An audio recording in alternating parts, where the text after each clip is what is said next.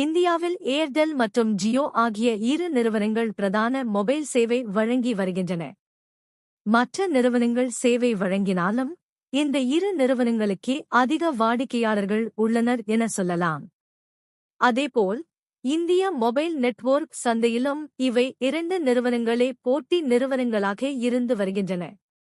ஒவ்வொரு நிறுவனமும் 3 மாத கால அளவை காலாண்டாக கொண்டு தங்கள் நிறுவனத்தின் லாப கணக்கை வெளியிடும்.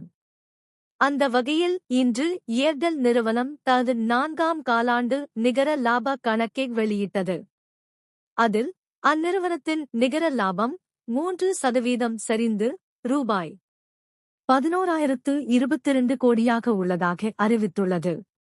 இந்நிலையில் தமிழ்நாடு முழுக்க ஏர்டெல் நிறுவனத்தின் சேவை பாதிக்கப்பட்டிருப்பதாக பயனர்கள் தெரிவித்து வருகின்றனர். குறிப்பாக சென்னை, மதுரை உள்ளிட்ட முக்கிய நகரங்களில் ஏர்டெல் நிறுவனத்தின் சேவை கடுமையாக பாதிக்கப்பட்டுள்ளதாக பயனர்கள் சமூக வலைதளங்களில் பதிவிட்டு வருகின்றனர்.